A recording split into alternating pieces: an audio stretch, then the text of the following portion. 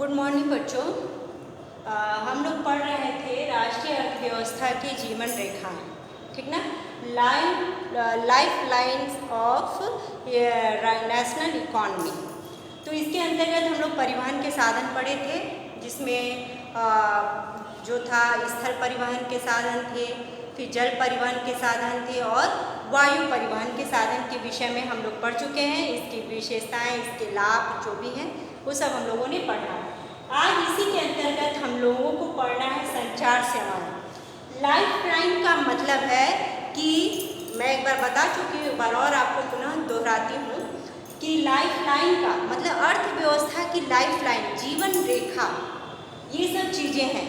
परिवहन के साधन, संचार के साधन, व्यापार, क्योंकि बिना इसके अर्थव्यवस्था मजबूत नहीं हो सकता, जिसके लिए परिवहन के साधन भी बहुत आवश्यक है और उसी तरह से संचार सेवाओं का भी उतना ही महत्व है, ठीक ना। तो इन संचार सेवाओं के द्वारा हम आजकल तो देखिए व्यापार भी होता है ई कॉमर्स के द्वारा, ठीक ना, और संदेशों का भी आदान प्रदान होता है। तो इसमें कुछ है निजी संचार सेवाएं। निजी संचार सेवाओं के अंतर्गत डाक संचार आता है, मेल चैनल आता है, दूर संचार नेटवर्क आता है। तो डाक संचार में आप जानते हैं डाक के द्वारा जो लिफाफा बंद ये सब होता है, ठीक ना, जो हमारे पास पत्र या कोई सूचना डाक के माध्यम से पहुंचती है तो डाक संचार के माध्यम से हो जाता है, या पत्र पत्रिकाएं, मैगजीन वगैरह भी डाक के माध्यम से पहुंचती है, ठीक। और हमें कई तरह की सूचनाएं भी डाक के माध्यम से पहुंचती है, तो वो डाक संचार का हो गया साधन। मेल चैनल में बड़े बड़े जो शहर हैं वहाँ पे मेल चैनल चलाया जाता है, चाहे वह व्यापार के लिए हो या फिर बातचीत करने के लिए, संदेश देने के लिए मेल चैनल चलाया जाता है। व्यापार चैनल है, पार्टी चैनल है, राजधानी चैनल है, मेट्रो चैनल है, ये सब चैनल के माध्यम से सेवाओं का आदान प्रदान किया जाता है। बड़े शहरों में, अभी छोटे शहरों में ये सेवा उपलब्ध नहीं है। इसी तरह से है दूरसंचार नेटवर्क। दूरसंचार नेटवर्क में आपके जो मोबाइल के माध्यम से है, ठीक ना, या फिर लैंडलाइन है, लैंडलाइन की जो सुविधा दी गई है सरकार के द्वारा, उसके माध्यम से जो नेटवर्क बिछाया गया है दूरसंचार का, वो चीज़ें इसमें आती हैं। इसके माध्यम से आप जानते ही हैं हर प्रकार के कार्य कर सकते हैं। संदेश का भी आदान प्रदान होता है, बातचीत भी होती है, व्यापार भी कर सकते हैं, सब कुछ इसके माध्यम से कर सकते हैं। तो ये निजी संचार हो गया। अब है जनसंचार, मतलब ये व्यक्तिगत रूप से हमको सेवा उपलब्ध कराता है और कुछ साधन ऐसे होते हैं जो सामूहिक सेवा उपलब्ध कराते हैं, जिसको जनसंचार सेवा कहा जाता है। इसके अंतर्गत देखिए इसमें टेलीविज़न व रेडियो आ गया। टेलीविज़न से जो भी सूचना प्राप्त होगी वो सभी को होगी, एक व्यक्ति को नहीं होगी, या रेडियो के द्वारा जो भी सूचनाएं प्राप्त होंगी वो सभी लोगों को होगी, ठीक ना। पर्टिकुलर एक व्यक्ति को वो सूचना प्राप्त नहीं होती है। तो ये जनसंचार का साधन है, टेलीविज़न और रेडियो। फिर इसी तरह से समाचार पत्र व पत्रिकाएं हैं, इसलिए ये भी समूह में जानकारी प्रदान करता है। समाचार पत्र, आप न्यूज़पेपर जानते हैं, पूरे विश्व में न्यूज़पेपर पढ़ा जाता है, ठीक ना। तो उससे लोगों को जानकारी उपलब्ध होती है, तो ये भी जनसंचार का ही साधन हुआ। इसी तरह से है चलचित्र या सिनेमा, जिसको आप जानते हैं। सिनेमा के माध्यम से ही या विदेशी फिल्मों के माध्यम से भी हमको बहुत चीज़ों की जानकारी होती है, नई नई टेक्निक के विषय में जानकारी होती है, अपने देश के विषय टेक्निक के विषय में भी जानकारी होती है सिनेमा चलचित्र के माध्यम से। तो और ये जानकारी जो है वो पूरे विश्व को उपलब्ध होती है, इसलिए इसको जनसंचार सेवा कहा जाता है। ये चीज़ें उपलब्ध होती हैं, ठीक है।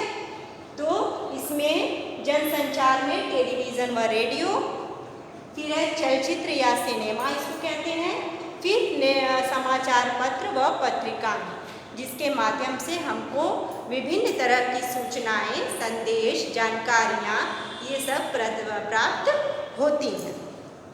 तो संचार साधनों का महत्व क्या है?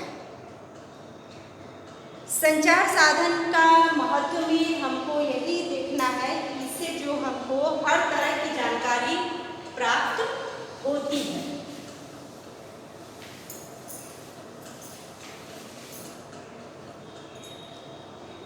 संचार साधनों का या संचार सेवाओं का महत्व।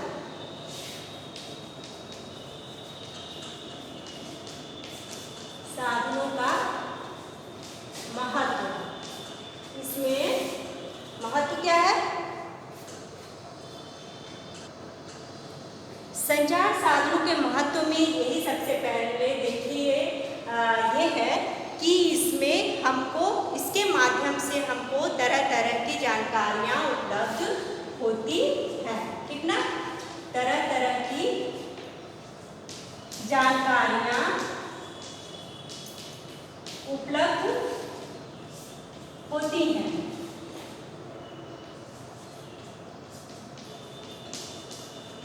ठीक, मतलब इसके संचार सेवाओं के माध्यम से या संचार साधन के माध्यम से हमको विश्व की कई तरह की जानकारियाँ हमको प्राप्त हो जाती है। या फिर खेल से संबंधित जानकारी है, बाजार से संबंधित जानकारी है ना, देश की अर्थव्यवस्था से संबंधित जानकारी है। ये सब जानकारियाँ हमको संचार सेवा के माध्यम से ही उपलब्ध होती हैं। तो इससे क्या हो गया? बौद्धिक क्षमता का विकास होता है। तरह तरह की जानकारियाँ मिलेंगी तो बौद्धिक क्षमता का विकास होता है। ठीक ना? विकास होता है। कई तरह की जानकारी हमें उपलब्ध होंगी तो बौद्धिक क्षमता का विकास होगा। तीसरा है अर्थव्यवस्था के विषय में जानकारी प्राप्त होती है। देश की अर्थव्यवस्था के विषय में जानकारी प्राप्त होती है।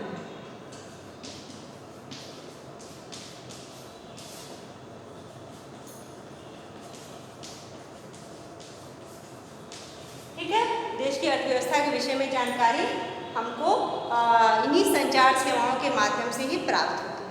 और कहाँ से प्राप्त होगी? फिर है चौथा है नई नई टेक्निक के विषय में जानकारी प्राप्त होती है। नई तकनीक के विषय में,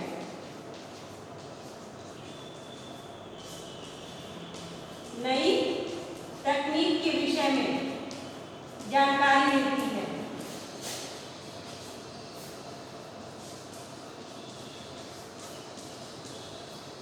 जो अंतरिक्ष में खगोलीय घटनाएं होती हैं उसके विषय में भी जानकारी इसी से मिलती है हम लोगों को ना।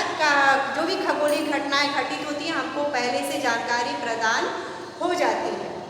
इसी तरह से बाढ़, भूकंप, जो आपदाएं हैं, प्राकृतिक आपदा आते हैं, उसके विषय में भी जानकारी हमको संचार के माध्यम से ही मिलती है। तो इसमें कई तरह के हमको सूचनाएं मिल जाती हैं। पूरे विश्व की जानकारी हो जाती है, पूरे विश्व के अर्थव्यवस्था या फिर पूरे विश्व की राजनीतिक स्थिति के विषय में भी जानकारी हो जाती है। जैसा कि आप जानते हैं इस समय भारत और चीन विवाद की स्थिति बनी हुई है। सीमा पे जो भी चीज़ें हो रही हैं, घटनाएं घटित हो रही हैं, वो हमको किसके माध्यम से जानकारी मिल रही है?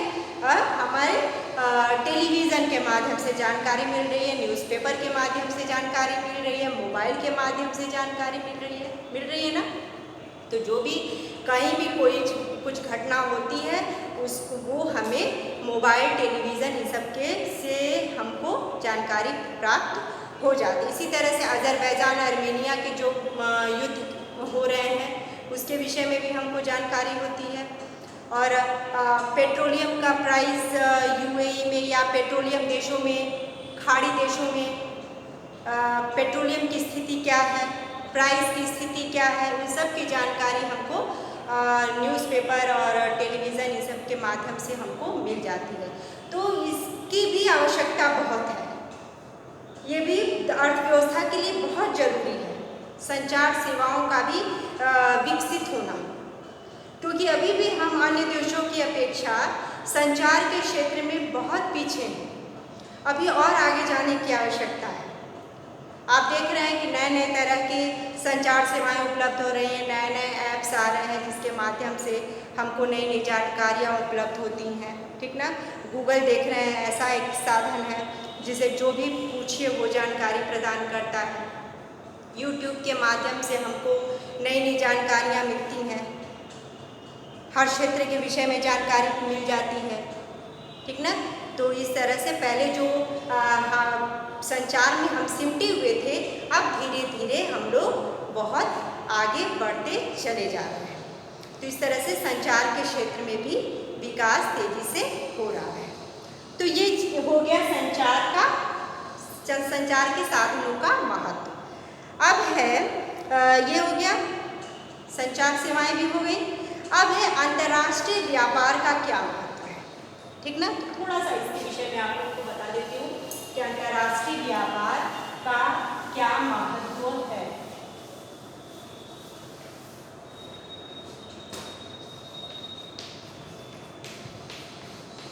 अंतर्राष्ट्रीय व्यापार भी इसी के अंतर्गत है। बस थोड़ा सा इसका हम अर्थ बता रहे हैं।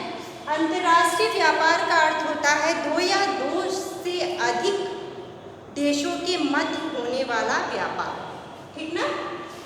दो या दो से अधिक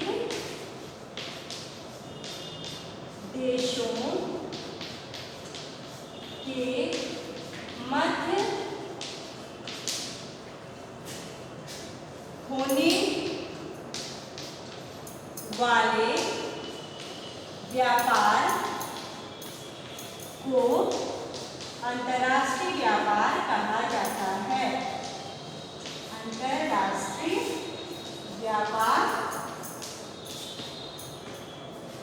कहते हैं,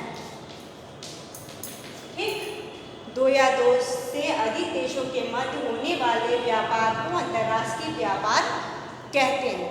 तो इसकी भी आवश्यकता बहुत है, क्योंकि बच्चों ये देखिए कि जो प्रत्येक देश है, प्रत्येक देश हर प्रकार की वस्तु का उत्पादन नहीं कर सकते, क्योंकि उससे रिलेटेड हर प्रकार के संसाधन हम लोग के देश में उपलब्ध नहीं होते हैं। तो उसके लिए हम दूसरे देशों पर निर्भर हो जाते हैं।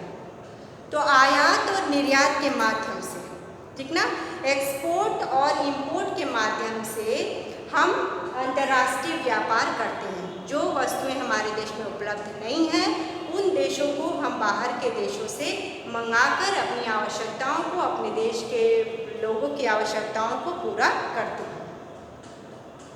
तो भी चाहे वो कितना भी बड़ा देश हो, अमेरिका हो, ब्रिटेन हो, जर्मनी हो, स्विट्जरलैंड हो, कोई भी देश हो, या फिर भारत है, ठीक है ना, श्रीलंका है, इंडोनेशिया है, कोई भी देश हो, सब एक दूसरे से व्यापार करते रहते हैं। इस तरह से कई व्यापार गुटों का निर्माण हुआ है। G7 है, G8 है, G15 है, G20 है, G50 है, ठीक ना, ग्रुप जिसको कहा जाता है।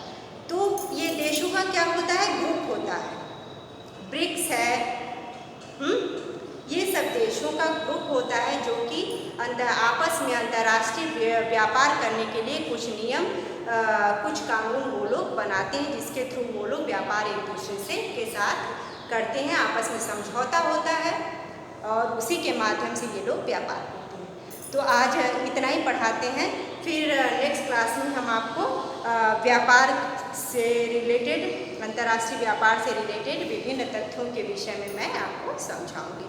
Thank you.